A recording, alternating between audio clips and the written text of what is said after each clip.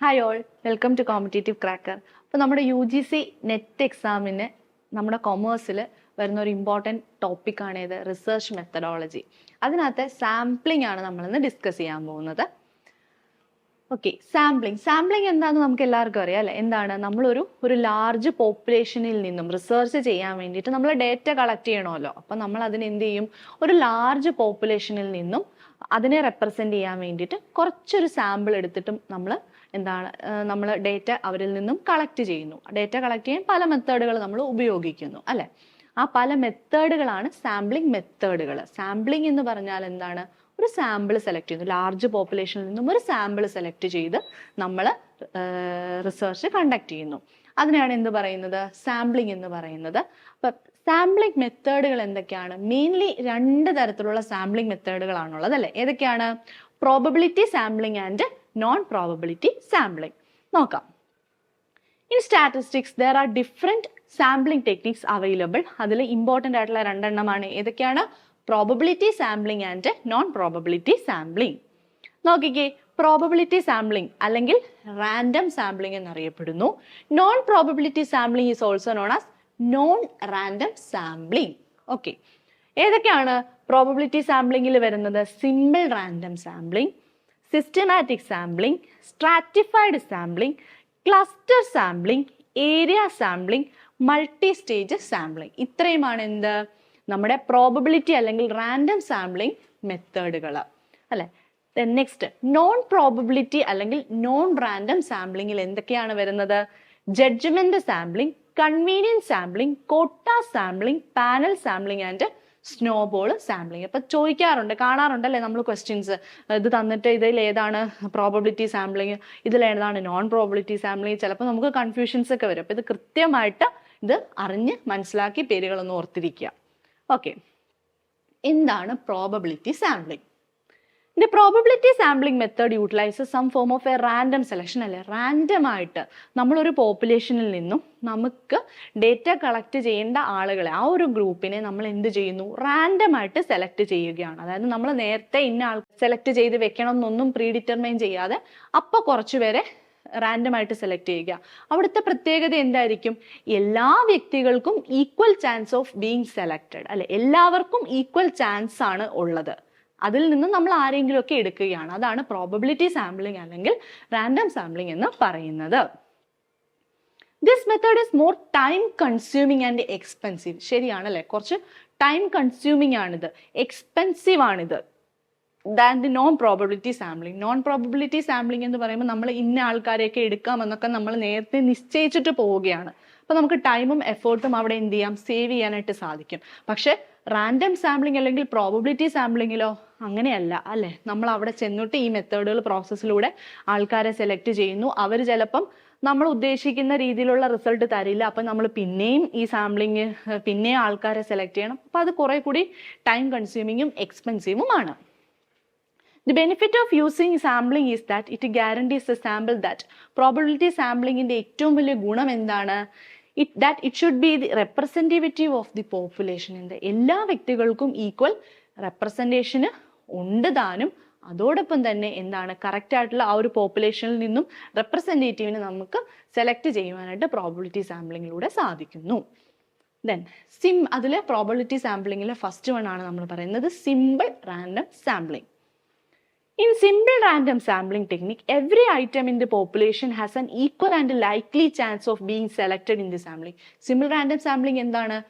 ഒരു പോപ്പുലേഷനിലുള്ള ഓരോ ഐറ്റത്തിനും equal chance ഉണ്ട്, അവരെ സെലക്ട് ചെയ്യാനുള്ള ചാൻസ് എല്ലാവർക്കും ഈക്വൽ ആണ്. അതാണ് റാൻഡം സാമ്പിളിംഗ് എന്ന് പറയുന്നത് തന്നെ. Since the item selection entirely depends on the chance, this is based on ചാൻസിന്റെ ബേസിസിലാണ് നമ്മൾ ഒരു ഐറ്റത്തെ സെലക്ട് ചെയ്യുന്നത്. This method is known as method of chance. അപ്പം മെത്തേഡ് ഓഫ് ചാൻസ് എന്നറിയപ്പെടുന്നത് ഏത് മെത്തേഡിനെയാണ്? Simple random സാമ്പിളിങ്ങിനെയാണ്. അല്ലെങ്കിൽ പ്രോബബിലിറ്റി സാമ്പിളിങ്ങിനെ തന്നെ നമുക്ക് മെത്തേഡ് ഓഫ് ചാൻസ് എന്ന് പറയാം. As a sample size is large and item is chosen randomly, it is known as representative sampling. Representative sampling എന്നും നമ്മൾ ഇതിനെ പറയുന്നു. അപ്പം സിമ്പിൾ റാൻഡം സാമ്പിളിങ്ങിനെ മെത്തേഡ് ഓഫ് ചാൻസ് എന്ന് പറയുന്നു, റെപ്രസെൻറ്റേറ്റീവ് സാമ്പിളിംഗ് എന്നും പറയുന്നു. The next one is systematic sampling. selects members from a large population according to a random starting point and a fixed period interval.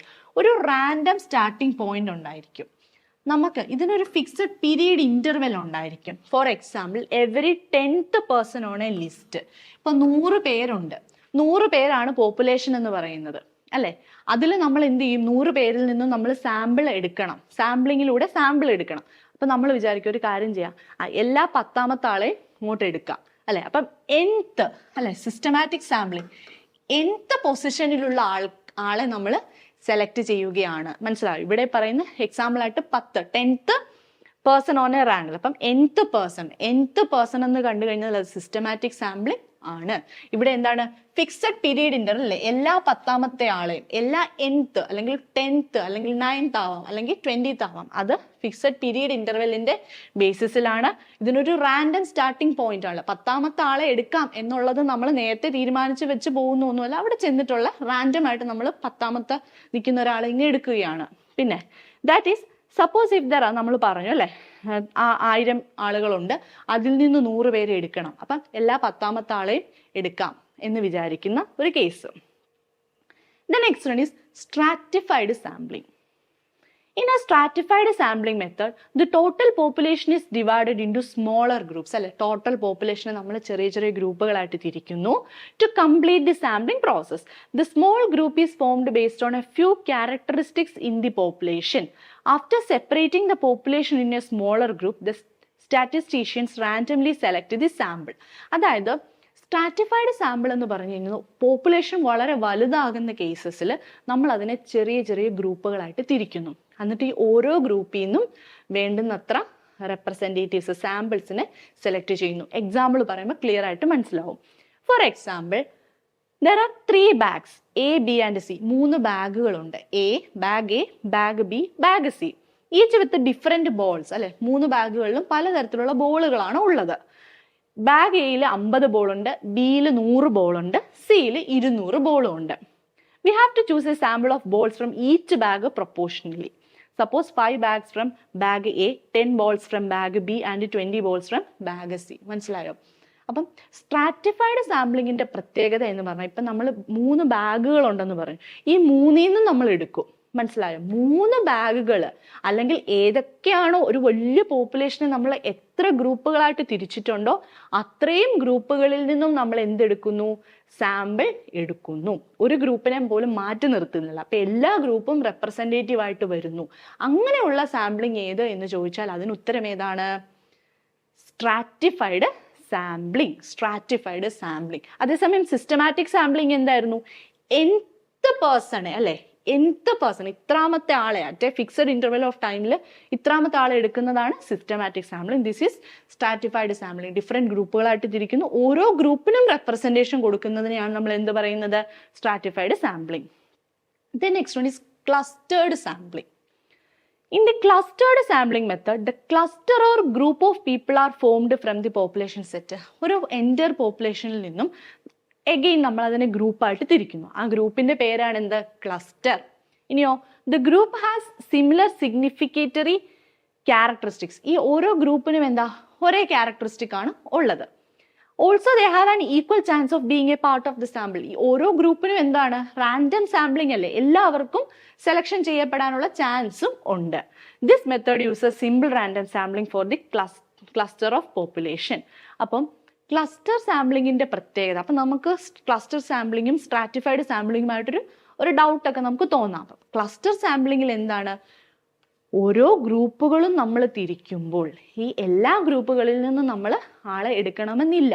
എന്താണ്, ഈ എല്ലാ ഗ്രൂപ്പുകളും എന്താ, ഒരേ സ്വഭാവമുള്ള ഡേറ്റാസ് ആണ് ഈ എല്ലാ ഗ്രൂപ്പുകളിലും ഉള്ളത്.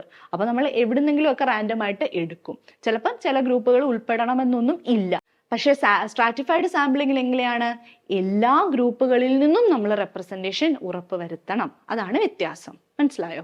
പക്ഷെ ക്ലസ്റ്റർ സാമ്പിളിംഗ് എന്ന് പറയുമ്പോൾ എന്താണ്, ഈ ഗ്രൂപ്പുകൾക്ക് ഒരേ സ്വഭാവമായതുകൊണ്ട് തന്നെ നമ്മൾ റാൻഡംലി എങ്ങനെയെങ്കിലുമൊക്കെ എടുക്കുവാണ്, എല്ലാ ഗ്രൂപ്പും വരുന്നുണ്ടോ എന്നൊന്നും അതിൽ ഷ്യൂറിറ്റി വരുന്നില്ല. പക്ഷെ സ്ട്രാറ്റിഫൈഡ് സാമ്പിളിങ്ങിൽ ഗ്രൂപ്പുകളിൽ വ്യത്യാസമുണ്ട്. ഇപ്പം എ എന്ന് പറയുന്ന ബാഗിനകത്ത് നമ്മൾ പറഞ്ഞില്ലേ, എ എന്ന് പറയുന്ന ബാഗിനകത്ത് എന്താ, ഒരു ടൈപ്പ് ഓഫ് ബോൾ ആയിരിക്കും, ബിയിൽ വേറെ ടൈപ്പ് ആയിരിക്കും, സിയിൽ വേറെ ടൈപ്പ്, ഡിയിൽ വേറെ ടൈപ്പ്, എല്ലായിടത്തു നിന്നും റെപ്രസെന്റേഷൻ വേണം. ഇവിടെ എന്ന് പറയുമ്പോൾ ഒരേ സ്വഭാവം, അപ്പൊ എങ്ങനെയെങ്കിലുമൊക്കെ റെപ്രസെന്റേഷൻ ചെയ്യും. So next one is multi stage sampling.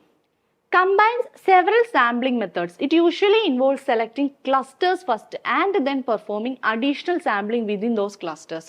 നമ്മൾ ക്ലസ്റ്റർ, ഒരു പർട്ടിക്കുലർ ക്ലസ്റ്റർ നമ്മൾ സെലക്ട് ചെയ്യും, എന്നിട്ട് അതിനെ നമ്മൾ എന്താണ് ഡിഫറെൻറ്റ് ക്ലസ്റ്ററുകളായിട്ട് തിരിച്ച് മൾട്ടിപ്പിൾ സ്റ്റേജുകളായിട്ടാണ് സാമ്പിളിങ് ചെയ്യുന്നത്. ഉദാഹരണം പറയുമ്പോൾ മനസ്സിലാവും.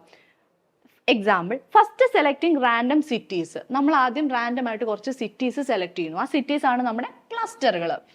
Then randomly selecting neighbourhoods. ആ സിറ്റീസിനുള്ളിൽ നിന്നും നമ്മൾ നെയ്ബർഹുഡ്സിനെ സെലക്ട് ചെയ്യുന്നു.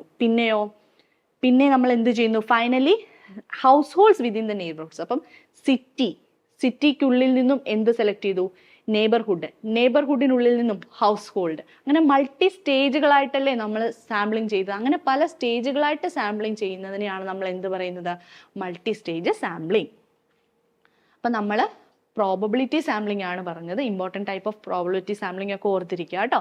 The next one is non probability sampling. ഇവിടെ എങ്ങനെയായിരിക്കും? ഇവിടെ റിസർച്ചർ എന്തിന്? സബ്ജക്റ്റീവ് ജഡ്ജ്മെന്റിന്റെ ബേസിസിലായിരിക്കും റാദർ ദാൻ റാൻഡം സെലക്ഷൻ. അപ്പം സബ്ജക്റ്റീവ് ജഡ്ജ്മെന്റിന്റെ ബേസിസിൽ സെലക്ഷൻ നടക്കുന്നത് ഏതിലാണ്? നോൺ പ്രോബബിലിറ്റി സാമ്പിളിംഗിലാണ്. In this method not all the members of the population have equal chance. Equal chance ഉണ്ടോ എല്ലാവർക്കും? ഇല്ല. റിസർച്ചർ അയാളുടെ ഇഷ്ടത്തിന് നേരത്തെ തീരുമാനിച്ചു വെച്ച് ആരെങ്കിലും ഒക്കെ വെച്ചിട്ടായിരിക്കും എന്ത് ചെയ്യുന്നത്? ഡേറ്റ കളക്ട് ചെയ്യുന്നത്. അപ്പോൾ അതുകൊണ്ട് തന്നെ ഈക്വൽ ചാൻസ് ഇല്ല. This is non random sampling. അതിൽ ഫസ്റ്റ് വൺ ആണ് എന്ത്? Convenience sampling. നോൺ റാൻഡം സാമ്പിളിംഗിലെ ഫസ്റ്റ് വൺ ആണ് convenience sampling. In a convenience sampling method the samples are selected from the population directly because they are conveniently available for the researcher. ഇവിടെ easy, റിസർച്ചിന് അയാളുടെ കൺവീനിയൻസിന് ഈസിയിൽ പെട്ടെന്ന് അയാൾക്ക് സെലക്ട് ചെയ്യാൻ പറ്റുന്ന ഏതെങ്കിലുമൊക്കെ സാമ്പിൾ റിസർച്ചർ സെലക്ട് ചെയ്യുന്നതിനെയാണ് നമ്മൾ കൺവീനിയൻസ് സാമ്പിളിംഗ് എന്ന് പറയുന്നത്. The next one is consecutive sampling. Consecutive sampling is also known as total population sampling. Total population sampling അല്ലെങ്കിൽ എക്സോസ്റ്റീവ് സാമ്പിളിംഗ്. അപ്പൊ ടോട്ടൽ പോപ്പുലേഷൻ സാമ്പിളിംഗ് എന്നറിയപ്പെടുന്നത് ഏത്, എക്സോസ്റ്റീവ് സാമ്പിളിംഗ് എന്നറിയപ്പെടുന്നത് ഏത് എന്നൊക്കെ ചോദിച്ചാൽ ഏതാണ്? നമ്മുടെ കോൺസിക്യൂട്ടീവ് സാമ്പിളിംഗ് ആണ്. ഇവിടെ ശ്രദ്ധിക്കേണ്ടത്, ഇവിടെ എന്താണ്? All subjects meeting the criteria are included without random selection. Random selection ഇല്ല, എന്തായാലും നോൺ പ്രോബബിലിറ്റി സാമ്പിളിംഗ് ആണ്. ഇവിടെ എന്താ? ഒരു ക്രൈറ്റീരിയ, റിസർച്ചർ ഒരു മാനദണ്ഡം വെക്കും അല്ലെങ്കിൽ ഒരു ക്രൈറ്റീരിയ സെറ്റ് ചെയ്യും. ആ ക്രൈറ്റീരിയ ഫുൾഫിൽ ചെയ്യുന്ന സാമ്പിൾസ് അല്ലെങ്കിൽ സബ്ജക്റ്റുകൾ മാത്രമേ റിസർച്ചിന് വേണ്ടിയിട്ട് സെലക്ട് ചെയ്യുകയുള്ളൂ. അതിനെയാണ് നമ്മൾ എന്ത് പറയുന്നത്? Consecutive sampling. ഇനി എന്തുകൊണ്ടാണ് ആ പേര് വന്നത്? റിസർച്ചർ എന്ത് ചെയ്യും? എത്ര നമ്പർ വേണം? ഇപ്പൊ 50 പേരെയാണ് സെലക്ട് ചെയ്യാൻ ഉദ്ദേശിക്കുന്നതെങ്കിൽ ആ ക്രൈറ്റീരിയ ഫുൾഫിൽ ചെയ്യുന്ന ആൾക്കാരെ സെലക്ട് ചെയ്ത് എപ്പോൾ 50 ആകുന്നോ, അല്ലെ, കോൺസിക്യൂട്ടീവ്ലി ഇങ്ങനെ സെലക്ട് ചെയ്ത് 50 ആകുമ്പോൾ സ്റ്റോപ്പ് ചെയ്യുന്നു. അതാണ് എന്ത്? Consecutive sampling. Unlike probability sampling method, subjects are not chosen randomly. ഇവിടെ പ്രോബബിലിറ്റി സാമ്പിളിംഗ് മെത്തേഡ് പോലെ നമ്മൾ ഓൾറെഡി പറഞ്ഞല്ലേ, റാൻഡംലി അല്ല സബ്ജക്ട്സ് നമ്മൾ സെലക്ട് ചെയ്യുന്നത്, അവരുടെ കൺവീനിയൻസിനനുസരിച്ചിട്ടാണ് സെലക്ട് ചെയ്യുന്നത്. The next one is quota sampling. In the quota sampling method, the researcher forms a sample that involves the individuals to represent the population based on specific traits or qualities. അല്ലേ, പ്രത്യേകതരം trait അല്ലെങ്കിൽ qualities ഉള്ള ആളുകളെ വെച്ചിട്ടായിരിക്കും നമ്മളിവിടെ sampling ചെയ്യുന്നത്. Researcher choose ചെയ്യുന്നു that bring the useful collection of data that generalizes the entire population, divides the population into exclusive. കോട്ട എന്ന് പറഞ്ഞാൽ എന്താണ്? ഒരു പർട്ടിക്കുലർ പോപ്പുലേഷനെ സബ് ഗ്രൂപ്പുകളായിട്ട് തിരിക്കുന്നു. ക്ലസ്റ്റർ പോലെ തന്നെയാണ് കോട്ട, പക്ഷെ ക്ലസ്റ്റർ ഏതിലാണ് വരുന്നത്? പ്രോബബിലിറ്റി സാമ്പിളിങ്ങിലും. കോട്ട സാമ്പിളിങ് നോൺ പ്രോബബിലിറ്റി സാമ്പിളിങ്ങിലുമാണ് വരുന്നത്. അത് ശ്രദ്ധിച്ച് ഓർത്തിരുന്നോണം. ഇവിടെ എന്താണ്? നോൺ പ്രോബബിലിറ്റി സാമ്പിളിങ്ങിൽ നമ്മൾ ഗ്രൂപ്പുകളായിട്ട് തിരിക്കുന്നതിനെ കോട്ടാസ് എന്ന് പറയുന്നു. And then selecting subjects from each subgroup to predetermined quota. ഈ കോട്ട അല്ലെ, എത്ര കോട്ട നമ്മൾ പ്രീ ഡിറ്റർമൈൻഡ് ചെയ്ത് വെച്ചിരിക്കുകയാണ്. ഇത്ര വേണം, സാമ്പിളിങ്ങിന് ഇത്ര വേണമെന്ന് നമ്മൾ നേരത്തെ തന്നെ പ്രീ ഡിറ്റർമൈൻ ചെയ്ത് വെക്കുന്നു. എന്നിട്ട് സബ് ഗ്രൂപ്പുകളായിട്ട് തിരിക്കുന്നു കോട്ടാസ്. ഈ കോട്ടേഴ്സിൽ നിന്ന് നമ്മൾ നമ്മുടെ കൺവീനിയൻസിനനുസരിച്ചിട്ട് നമ്മൾ എന്ത് ചെയ്യുന്നു? സെലക്ട് ചെയ്യുന്നു പ്രോബബിലിറ്റിക്ക്, എന്തിന്? സാമ്പിളിങ്ങിന് വേണ്ടിയിട്ട്. It is a non-random അല്ലെങ്കിൽ non-probability sampling because it selects the participants non-randomly until the quotas for all subunits are met. എപ്പോഴാണോ നമ്മൾ പ്രീഡിറ്റർമൈൻ ചെയ്ത് വെച്ചിരിക്കുന്ന കോട്ട, എത്ര പേര് വേണമെന്നുള്ള കോട്ട തികയുന്നത്, അതുവരെ നമ്മൾ എന്ത് ചെയ്യും, നമ്മൾ സെലക്ട് ചെയ്യും. അപ്പം ക്വസ്റ്റ്യനിൽ ഇങ്ങനെ കാണുകയാണെങ്കിൽ ഡിഫറെൻറ്റ് ഗ്രൂപ്പുകളായിട്ട് തിരിക്കുന്നു, എന്നിട്ട് കോട്ട സെറ്റ് ചെയ്ത് വെക്കുന്നു. അതിൻ്റെയൊക്കെ ആൻസർ എന്തായിരിക്കും? കോട്ട സാമ്പിളിങ്. ഇനി ജഡ്ജ്മെന്റൽ സാമ്പിളിങ്, പേരിൽ തന്നെ ഉണ്ട് അല്ലെ, റിസർച്ചറിന്റെ ജഡ്ജ്മെന്റിന്റെ ബേസിസിൽ അയാൾ സാമ്പിളിങ് ചെയ്യുന്നു. എന്താണ് ഇവിടെ പറയുന്നത്? ജഡ്ജ്മെന്റൽ സാമ്പിളിങ്ങിന്റെ മറ്റു പേരുകളാണ് purposive sampling, authoritative sampling. Purposive sampling, authoritative sampling എന്നൊക്കെ അറിയപ്പെടുന്നത് ഏതിനെയാണ്? ജഡ്ജ്മെന്റ് സാമ്പിളിങ്ങിനെയാണ്. ഇനി ഇവിടെ എന്താണ്? Samples based on the researcher's knowledge. റിസർച്ചറിന്റെ നോളജ്, അയാളുടെ അറിവ്, അയാളുടെ ഒരു അറിവിന്റെ ബേസിസിൽ, അയാളുടെ ജഡ്ജ്മെന്റുകളുടെ ബേസിസിലാണ് അയാൾ സാമ്പിളിങ്ങിനുള്ള ആളുകളെ സെലക്ട് ചെയ്യുന്നത്. As their knowledge is instrumental in creating the samples there are chances of obtaining highly accurate answers with a minimum marginal error. അപ്പൊ റിസർച്ചറിന് അറിയാം അയാൾക്ക് എന്ത് തരത്തിലുള്ള ഡേറ്റയാണ് വേണ്ടത്. ഏത് തരത്തിലുള്ള ആൾക്കാരോട് ചോദിച്ചാൽ കറക്റ്റ് ആൻസർ അല്ലെങ്കിൽ കറക്റ്റ് ഡേറ്റ കിട്ടാൻ ചാൻസ് ഉണ്ടെന്ന് ആർക്കായിരിക്കും കൂടുതലായിട്ട് അറിയാവുന്ന? റിസർച്ചിൽ. അതുകൊണ്ട് തന്നെ ഏറ്റവും കുറവ് തെറ്റുകൾ വരാൻ ചാൻസ് ഉള്ള സാമ്പിളിംഗ് മെത്തേഡ് ഏതാണ്? ജഡ്ജ്മെന്റൽ സാമ്പിളിംഗ് ആണ്. അത് ഓർത്തിരിക്കുക. ഇനി snowball sampling. Snowball sampling is known as chain referral sampling. Chain referral sampling എന്നറിയപ്പെടുന്നത് എന്തിനെയാണ്? സ്നോബോൾ സാമ്പിളിങ്ങിനെയാണ് നമ്മൾ ചെയിൻ റെഫറൽ സാമ്പിളിംഗ് എന്നറിയപ്പെടുന്നു. ഇത് നമ്മൾ എപ്പോഴാണ് ഉപയോഗിക്കുന്നത്? വളരെ നമുക്ക് എത്തിപ്പെടാൻ പറ്റാത്ത സ്ഥലങ്ങളിൽ, അങ്ങ് ദൂരെയൊക്കെയാണ് നമുക്ക് സാമ്പിളിംഗ് ചെയ്യേണ്ടതെങ്കിലാണ് നമ്മൾ ഈ ഒരു മെത്തേഡ് ഉപയോഗിക്കേണ്ടത്. ഇവിടെ എന്താണ്? Initial participant. It involves identifying the initial participants who meet the study's criteria. നമ്മുടെ സ്റ്റഡി, നമ്മൾ എന്താണോ റിസർച്ച് ചെയ്യുന്നത് അല്ലെങ്കിൽ പഠിക്കുന്നത്, അതിൻ്റെ മാനദണ്ഡങ്ങൾ പാലിക്കുന്ന, ഫുൾഫില്ല് ചെയ്യുന്ന വ്യക്തികളെ നമ്മൾ ആദ്യം, ഒരു വ്യക്തി അല്ലെങ്കിൽ കുറച്ച് വ്യക്തികളെ നമ്മൾ ആദ്യം കണ്ടുപിടിക്കുന്നു. ഇനിഷ്യൽ പാർട്ടിസിപ്പൻറ്റിനെ റിസർച്ചർ കണ്ടുപിടിക്കുന്നു. എന്നിട്ടോ and then asking them to refer others who also meet those criteria. എന്നിട്ട് അവരോട്, നമ്മൾ കണ്ടുപിടിച്ച വ്യക്തികളോട് പറയുന്നു, നിങ്ങൾ ഇതുപോലത്തെ, ഇതാണ് എൻ്റെ ആവശ്യം, ഇതറിയാവുന്ന ആരെങ്കിലും ഉണ്ടെങ്കിൽ ഇങ്ങോട്ട് വിടാം, അല്ലെങ്കിൽ എനിക്ക് പറഞ്ഞതാ എന്ന് പറഞ്ഞിട്ട് അവരെ കൊണ്ട് റെഫർ ചെയ്യിപ്പിക്കുന്നു. ആ ഒരു സിസ്റ്റത്തെയാണ് നമ്മൾ എന്ത് പറയുന്നത്? ചെയിൻ റെഫറൽ സാമ്പിളിംഗ് അല്ലെങ്കിൽ സ്നോബോൾ സാമ്പിളിംഗ് എന്ന് പറയുന്നത്. അപ്പോൾ നമ്മുടെ നെറ്റ് എക്സാമിന് വളരെ ഇമ്പോർട്ടൻ്റ് ആയിട്ട് വരാറുള്ളൊരു ടോപ്പിക്കാണ് നമ്മൾ ഡിസ്കസ് ചെയ്തത്, സാമ്പിളിംഗ്. പ്രോബിലിറ്റി സാമ്പിളിങ്ങും നോൺ പ്രോബിലിറ്റി സാമ്പിളിങ്ങും അതിനകത്തുനിന്ന് ക്വസ്റ്റ്യൻസ് കാണാറുണ്ട്. അപ്പോൾ നമ്മുടെ ഡിസംബർ നെറ്റ് എക്സാമിന് വേണ്ടിയിട്ടുള്ള ബാച്ച് നമ്മുടെ കോമ്പറ്റേറ്റീവ് ക്രാക്കറിൽ തുടങ്ങിയിട്ടുണ്ട്. എല്ലാവരും എത്രയും പെട്ടെന്ന് തന്നെ സമയം കളയാതെ നമ്മുടെ കോഴ്സിൽ ജോയിൻ ചെയ്യുക. അതിന് നിങ്ങൾ കോൺടാക്ട് ചെയ്യുന്ന നമ്പറാണ് 9778882629. ഈ നമ്പറിൽ കോൺടാക്ട് ചെയ്ത് എത്രയും പെട്ടെന്ന് തന്നെ നമ്മുടെ കോഴ്സിൽ സമയം കളയാതെ തന്നെ ജോയിൻ ചെയ്ത് എല്ലാവരും നെറ്റ് എക്സാം ക്രാക്ക് ചെയ്യണം.